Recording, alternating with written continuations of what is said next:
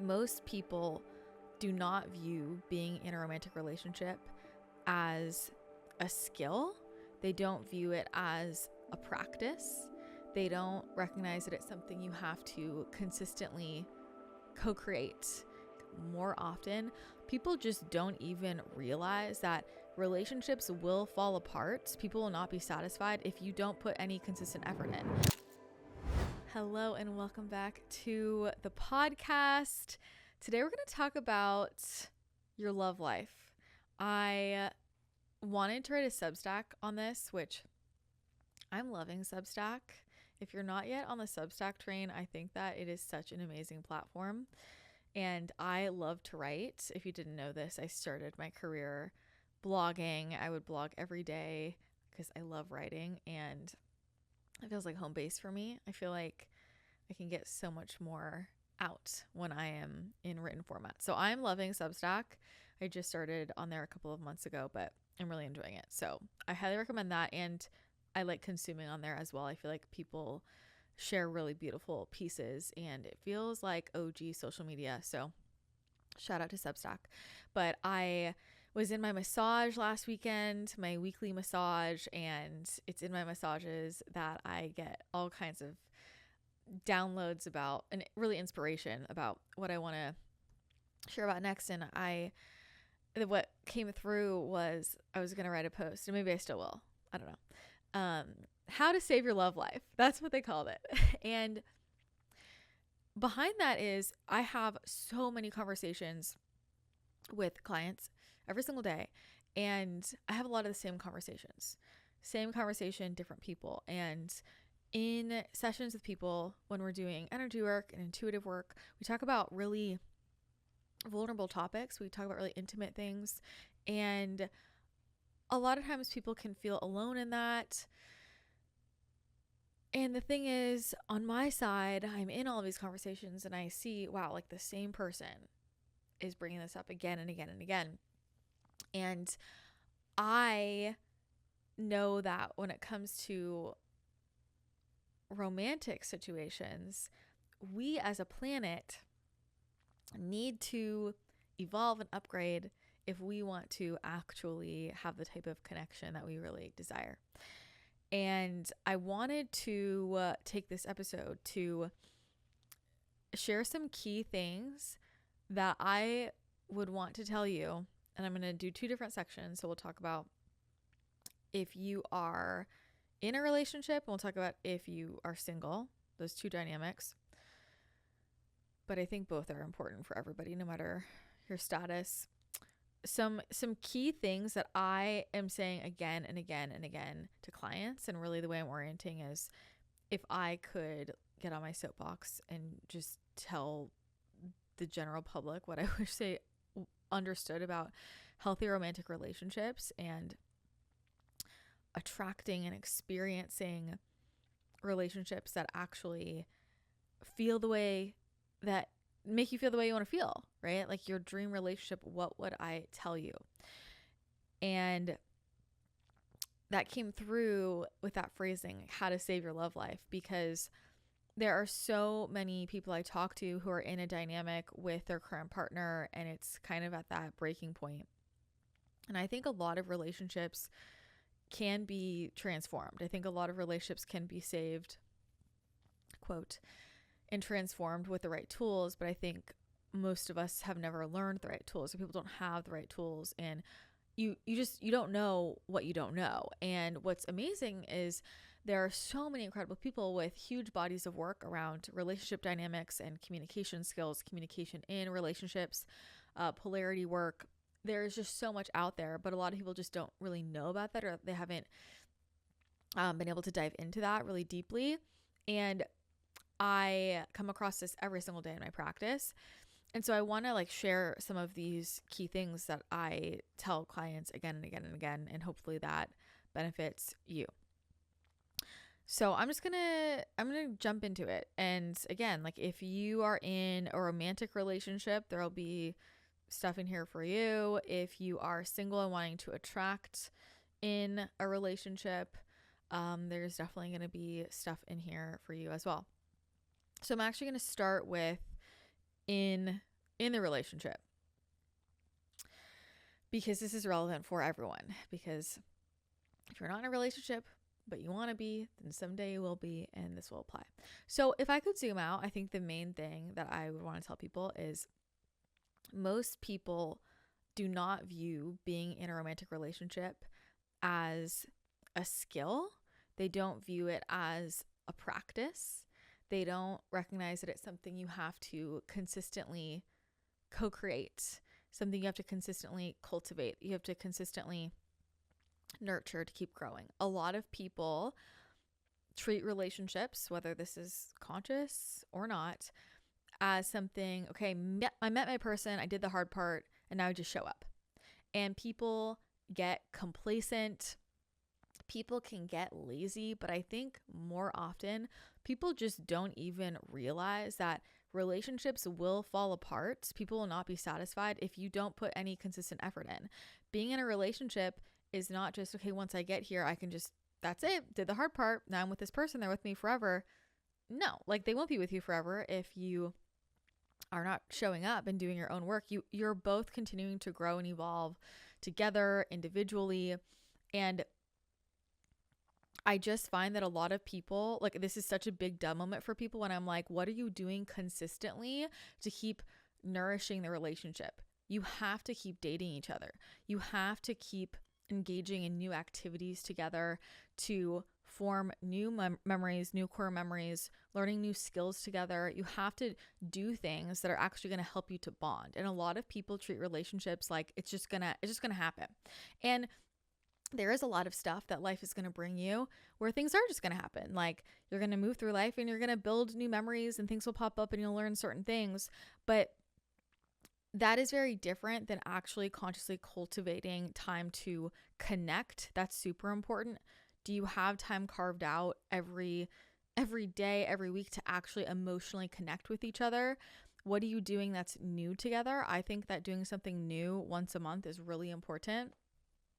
Like connecting, learning new things, actually bonding, having goals together, having a plan together, and thinking about that relationship as its own consciousness, which it is, and how do we want to grow this? What do we want the frequency of this to be? What are the values of our relationship? What is the purpose of this relationship? How are we hoping this helps us deepen together? What are the rules of engagement with this relationship? Most people never actually have these conversations, and this is where things fall flat. So I think it's really important that you together are creating this consciously and intentionally, and you have to continue to do that, because a lot of people get into dynamics and I'm actually going to go with, a lot more on with clients I see. People fall in love and they get in a relationship and they go on their merry way, and they just turn into best friends, roommates, but they lose their passion, they lose their polarity. Roles aren't defined, and how you define those roles is up to you. Like, you get to co-create a relationship, but it can start to feel stagnant because there aren't new things intentionally set up. And so I think the most important thing for a healthy relationship dynamic is to make sure that you have built-in time to communicate, having a weekly check-in with each other about, how you're feeling, things that you want to give praise for the other person, things you admire about the other person, gratitude, things that you would like more of in the relationship, goals that you have together, what you're currently focusing on. Like, having that time is really, really important. When couples do that, you get ahead of issues and you don't let things build up and fester, because a lot of people they never feel like they have time to share that. And so, can we bring things up more consistently? But having that consistent practice is a great way to know they're always having that level of connection. There's always a safe space to share. And also, it's a built-in space where you're continuing to give each other praise, because a lot of couples fall into a type of complacency where it's like, well, that person knows I love them and you say I love you, but it's just not the same as taking time every week and looking at someone in the eye and being really specific about things you see in them or things they did that week that really inspired you, or that you really admire, that you really appreciated, and being really specific with why you love that person. That helps the relationship keep its depth, and it keeps that love alive, because that person is really feeling not this nostalgic I love you, or this like obligation energy around I love you, or an assumption around I love you, but an active form of love. Like, I'm actively loving you, actively see you, I actively am witnessing you, I'm actively with you in this dynamic, we're together in this. It creates that feeling of togetherness. And a lot of people think that just saying I love you and moving through life is enough, but people don't feel it in the same way. You have to feel like you are updated in who each other is, because people change, and like you're really present with each other. So I think having that time is really important. Having time to emotionally connect regularly, to just share, obviously having time to sexually connect, building out time like to have new experiences is really important. And date night is important. Scheduling that in. Again, a lot of people just let it fall into place, but there is something really healing and nurturing knowing that that is a standing thing on the calendar versus just when it comes up. I mean, I'll just say, like, from my perspective, being in a relationship, when I am with a man who's like, no, it's important to me that every Saturday night, like, we go on a date, or like, hey, this week, like, let's go on a date, on Friday. When I feel like there's just that effort of like, this is the date, this is the time, I want to be there, versus it just kind of falls into place when it falls into place, it makes me feel so seen and loved and desired and wanted, and like that person is actively putting in effort.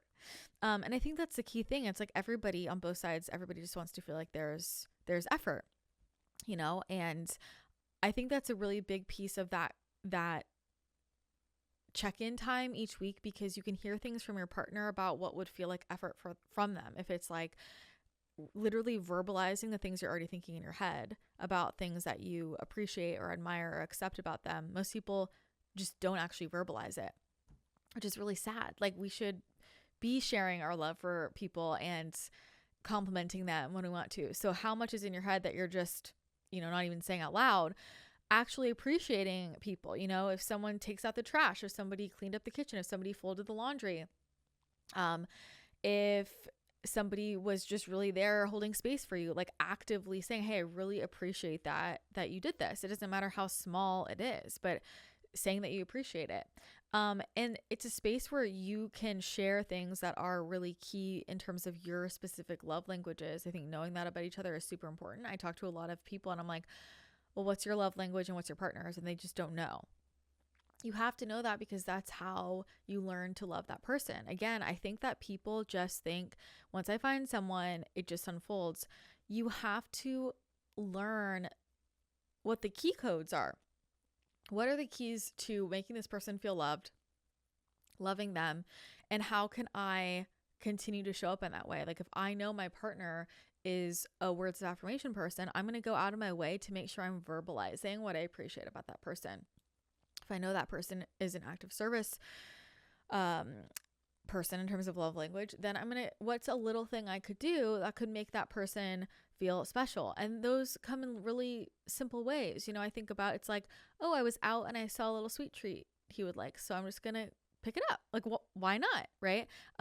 Or I doubled up what I made and I gave it to him so he didn't have to make breakfast, or I just did a little cleanup of his work area, so it was easier for him today. It's like, just little things go a long way, because people just want to feel like they're being thought about and that you care about them. And that's where, in that check-in time, you can really share like things that you really appreciated and things that you really liked, and that's helpful feedback for each other. So okay, like, that person really appreciated that and that made them feel really loved, so I can do that easily again in the future and continuing to do that. So I think a lot of it is that effort. I think the other piece of this is understanding that being in a healthy relationship requires learning communication skills. Again, it's not enough just to find the right person. How do you move through conflict? Do you get triggered? Are you really reactive? Or do you learn to respond? Do you project your stuff onto the other person? Or are you actually able to manage your own emotions? So I think a lot of emotional regulation practices, I think a lot of communication skills are super important. And it's important to go out of your way and learn what those skills are. Like, what is actually a healthy way of communicating with your partner? It's not healthy to just barge in on someone and say, I need to talk about this right now. Like, you can make an appointment with them, right? You can have your check-in time. What does it look like to process your emotions first instead of just dumping it on everybody else? A lot of people think it's normal, or it's fine to use their partner as their therapist, as their coach, their accountability buddy, their everything. And that's just too much for one person. You've got to have other spaces where you're being held and supported. You can't expect one person to play 8,000 roles for you.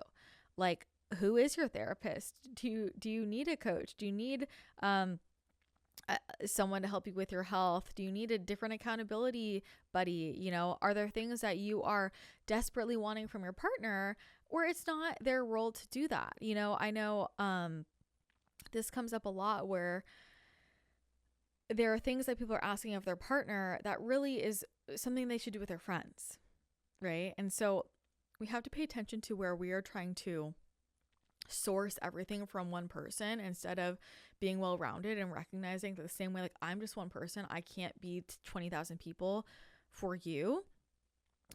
You have to have your own other support systems as well, not just me. Like, I can be there, but you have to have your own support systems and professionals and friends, and get different things from different people. So it's not all falling on one person. It goes both ways. And I think a lot of people don't have that clear separation.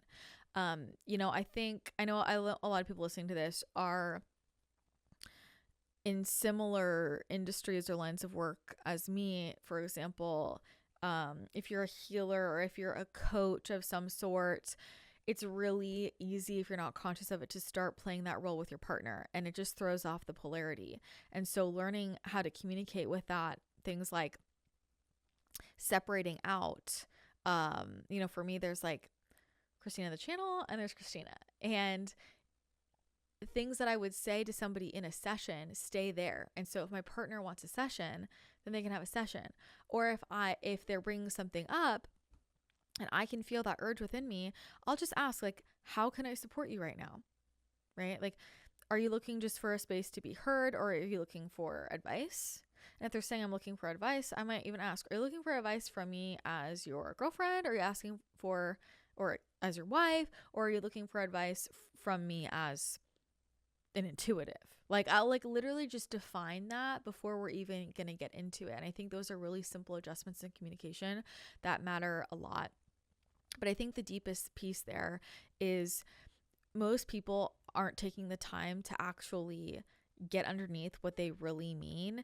Most people are communicating with language that's very accusatory, or it's about the other person, instead of taking ownership of what's coming up for them and learning to communicate without projection. And this is where having a therapist to help you with that is helpful, or some type of coach or mentor with that is really important. But going out of your way to learn the differences in terms of how different people work. So I know for me, something that really helped my relationships was learning about the differences between the male brain and the female brain. And this is something that has been really helpful for other partners to know as well, because my partner can't expect my brain to work like his brain. We work differently.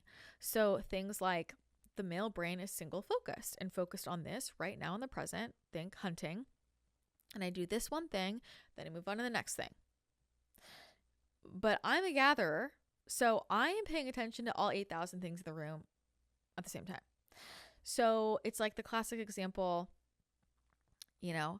husband puts the dirty dish in the sink. Wife blows up about the dirty dish in the sink. Why can't you just put it in the dishwasher? And he's like, why are you crying? Like, what's going on? Okay, like, I can move it, but I just put it in the sink. Like, he's like focused on, I just put it in the sink. But she's crying because he keeps putting it in the sink instead of the dishwasher, and he didn't put his clothes away, and he forgot to go pick up the kid at school, and they had a conversation last night that kind of rubbed her the wrong way, and she didn't bring it up. And it's like everything is building at one time because her brain is working differently.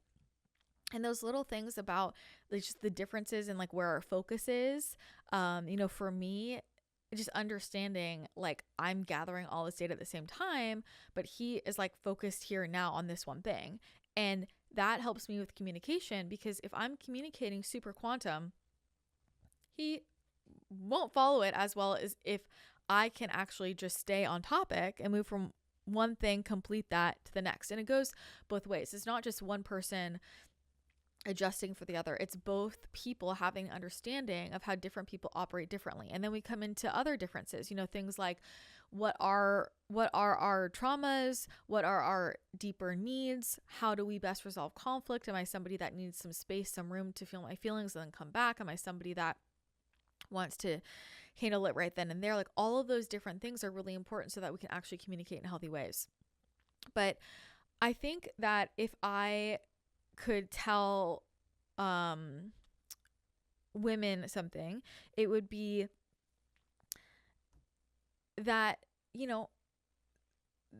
the male brain is wired for the core need to feel purpose. And so if he doesn't feel purpose in his life, he's not going to be satisfied. And he needs to feel his purpose in your life. And he needs to feel his purpose like outside of that, his purpose in his own life. So what's his purpose in the relationship? I think a lot of women don't realize that that is a core need for men. I think a lot of men also don't know how to articulate that. So if you're not making it clear about the importance of him in your life, then he's not going to feel that purpose and he's not going to feel satisfied. And if you're just doing everything and not including him in it, he's going to feel like, well, what's my purpose here? And if he is not feeling purpose in the rest of his life, that is going to bleed out into all kinds of wonky behaviors in your relationship because he's not happy. And so the best thing to do there is, can you remind him that you believe in him? I think one of the most powerful things for all men is like when the partner expresses that they believe in him. Like, I believe in you. You can do this. You can figure this out. Just giving that vote of confidence reminds them they can figure it out. It's not you handling it for them. And I'm not even talking about like basic polarity stuff in this. I feel like I've talked about that so much on this show, but we can get into it later. But I'm just talking about like what comes up a lot in relationships. And I would say in sessions for a lot of women, I am usually working with them to remind them of healthier communication skills, to get them out of the line of thinking that it's about him, it's about him, it's about him. Everything in your life is just showing you something about you. So what is it about you?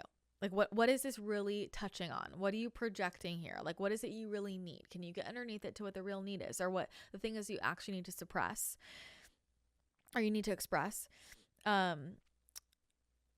1, 2, a lot of women don't praise or appreciate their partners enough, and that shows up, but that doesn't make that person, feel as appreciated as they could be. You both have to inspire each other, right? And when people feel loved, they feel inspired to be loving back, to compliment you more, to do nice things for you, because they're inspired, because they're feeling that love. And so everybody needs to share that. What else am I often coming up with women? I think that a lot of women make assumptions about their partner's capacities.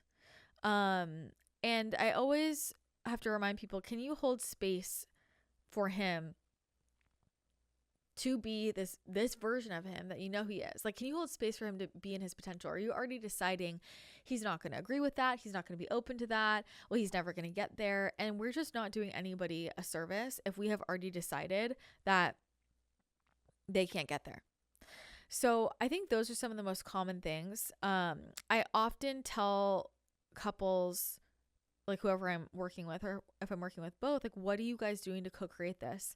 You need to sit down and think about what it is you want out of a relationship, and like, what's the energy of it? Do you want more adventure? Do you want more travel? Do you want more play? What are you guys doing to fill all these core needs of like different types of connection, emotional connection, mental stimulation, intellectual connection, sexual connection, fun, play, joy, new things, like all of these different areas? What are you doing? What are you building out to make sure that you work on that? And what's the role for each person? You know, who's in charge of what? If we're living together, I gotta know, you know, what my role is here. How can I show up for you? How can you show up for me? How can I show up for this home? How can I show up for the family? Most people have never clearly defined that.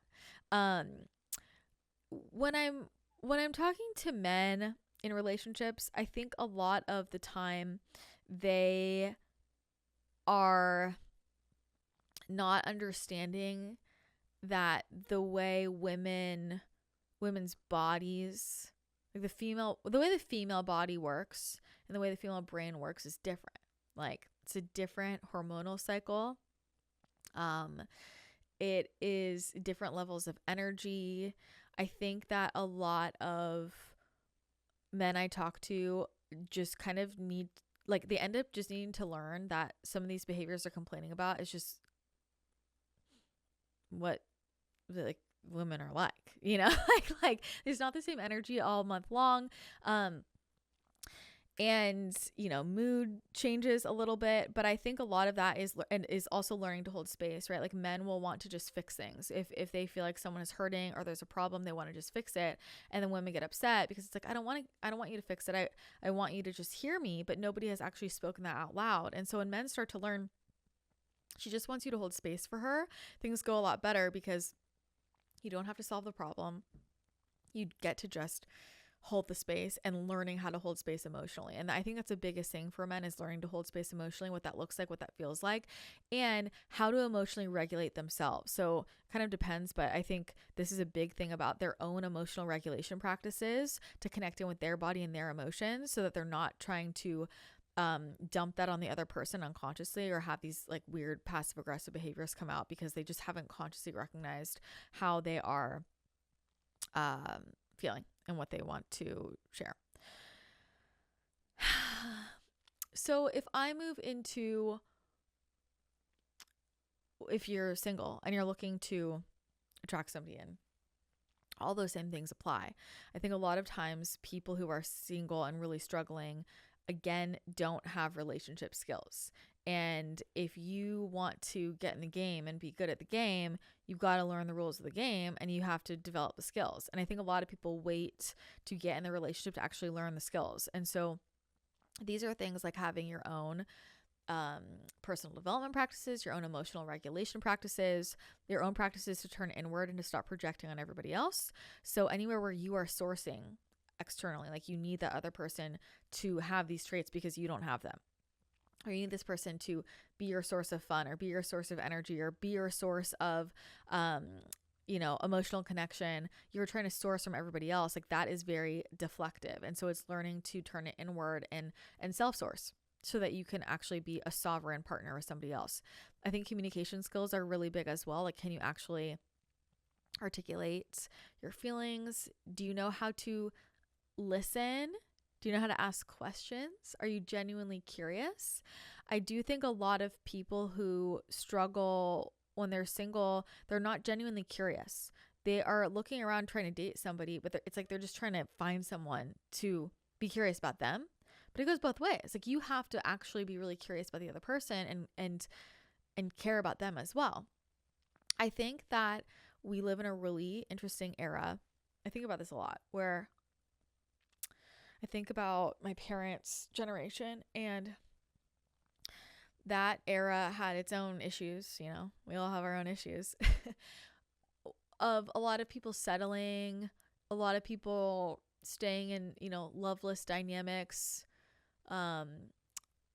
We have the luxury now, where I live in the United States, there's the luxury of choosing who you want to be with. Most people get to just choose that.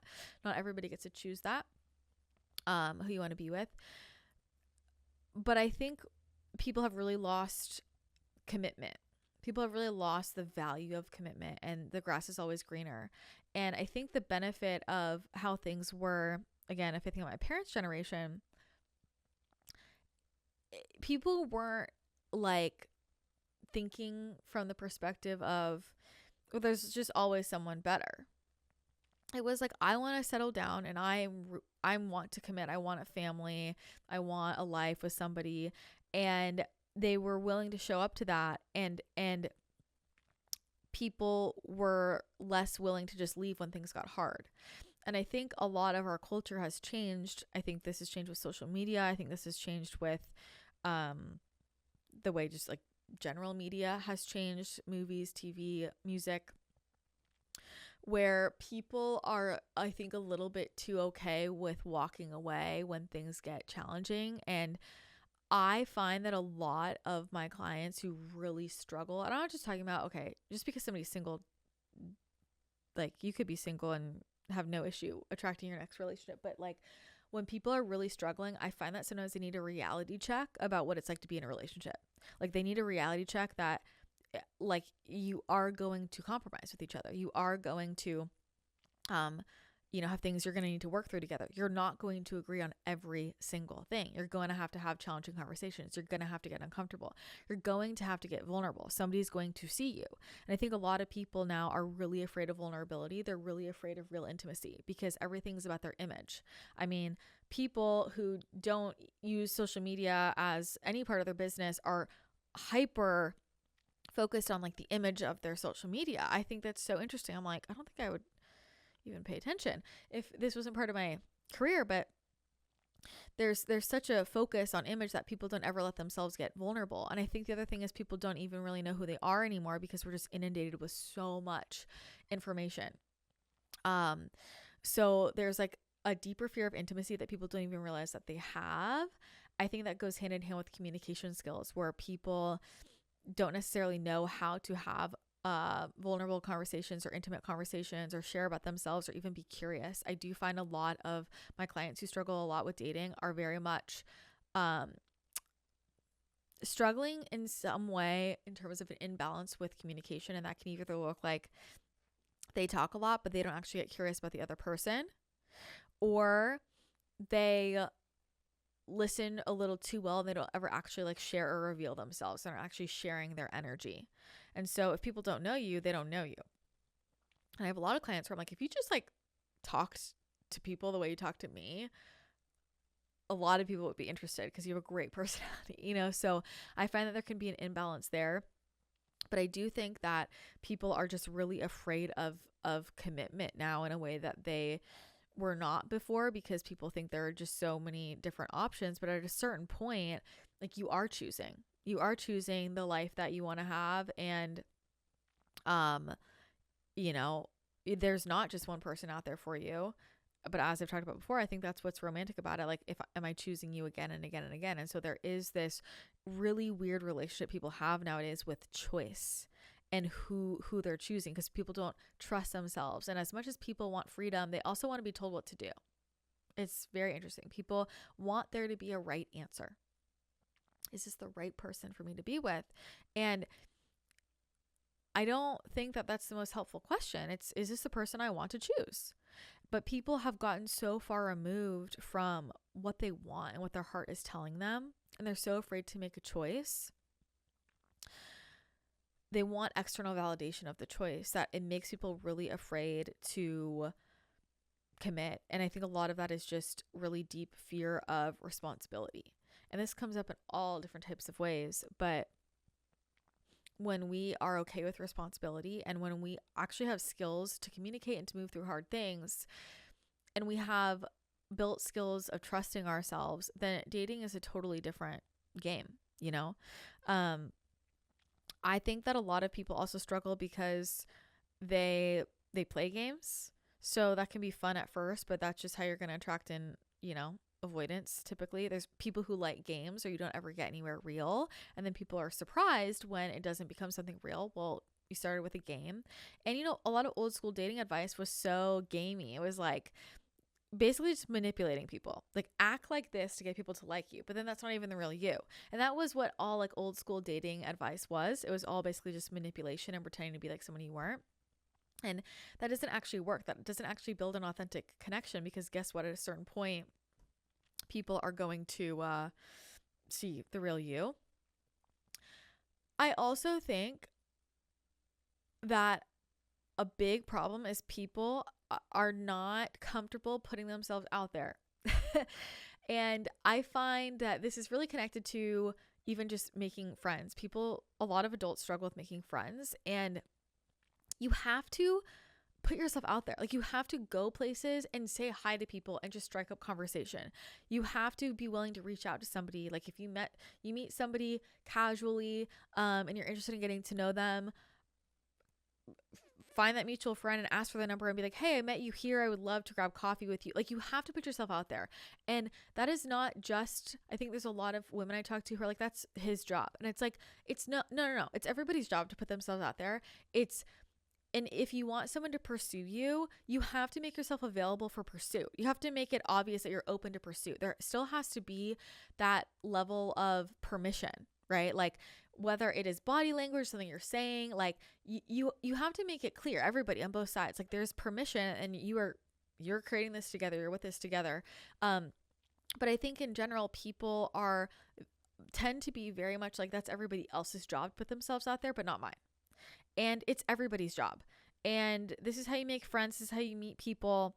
Don't be afraid to just get to know people. I also think a lot of people are unwilling to give people a chance. A lot of my clients, again, I have to give a reality check about when you feel the sparks immediately.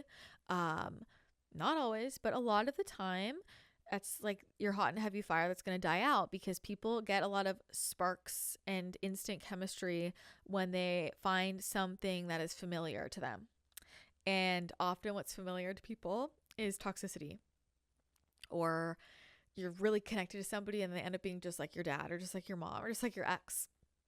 And I'm not saying every time you have an instant connection with somebody, it's that, but I am saying that happens with a lot of my clients who are chronically single, because they will meet someone like, didn't feel the spark. Well, a lot of great love takes time to grow. And a lot of the most stable relationships, you might on the first or second date be like, yeah, I'm not sure. And then the more you get to know somebody, you really develop something strong. There's something to like a really strong foundation. There's something to developing friendship first. There's something to giving people a chance to bloom, giving people a chance to open. Not everybody, as soon as you meet them, is like sharing everything about themselves, sharing all the intimate things that make us feel close. Sometimes you have to earn that. And I think a lot of people are way too quick to judge. I think that's one of the biggest things I see with people closer to my age, like late 20s, early 30s. They are so quick to judge people, and they have already decided what they're looking for, and that has to show up in a certain way, and they block off all of these other people that are actually amazing. And I think a lot of people miss what's right in front of them.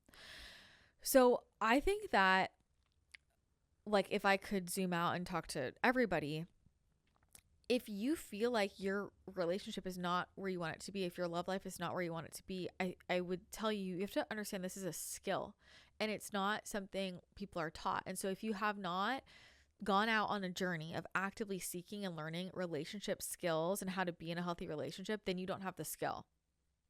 Like, you don't.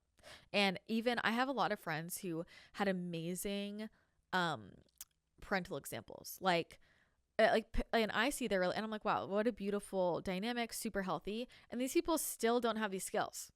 And so I am a firm believer, if you have not learned these skills, like if you've not read these books, you're not listening to podcasts, whatever, you probably don't have them, and you need to go learn these skills, and it's going to illuminate a lot, because I do find that people have really warped perceptions of what is healthy or what's normal. And when you start to talk to a lot of experts in these fields, or people that are actually in healthy relationships, you start to get that reality check about what's actually needed to develop it. But I think, again, in an era of I don't want to commit, and I like to put in low effort because everything should just be done for me, people, of course, are going to struggle with their love lives.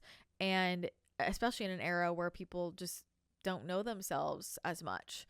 I feel like because we just have so many voices in our ears, we have to get to know ourselves, and we have to start to learn these better skills so that we can change patterns and actually like co-create something you want. Because if you are not co-creating it intentionally, if you are not communicating intentionally, if you are not setting up these dynamics in your relationship intentionally, then you're just going to fall into whatever pattern happens to show up.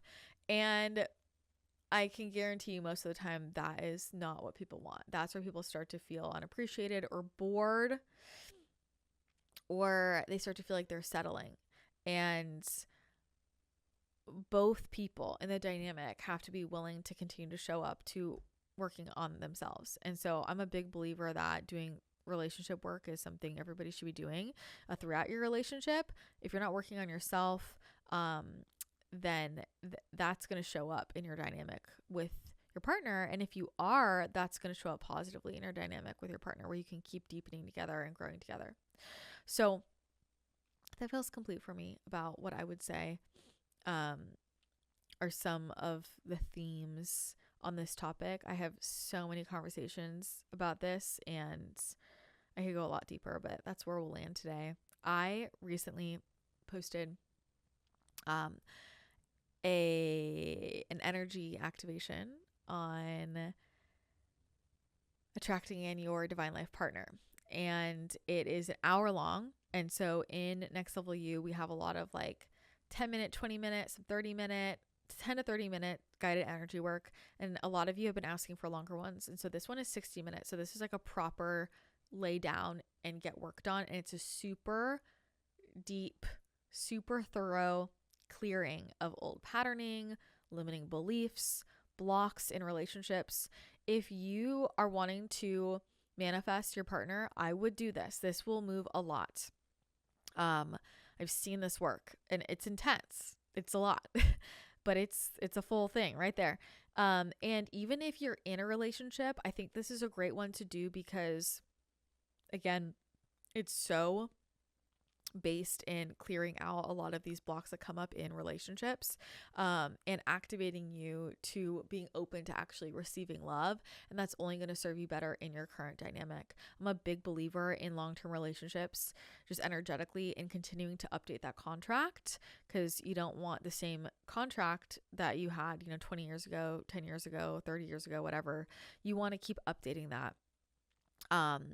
Because, if you're with the same person for a long period of time, you're with different people, right? Different versions of them.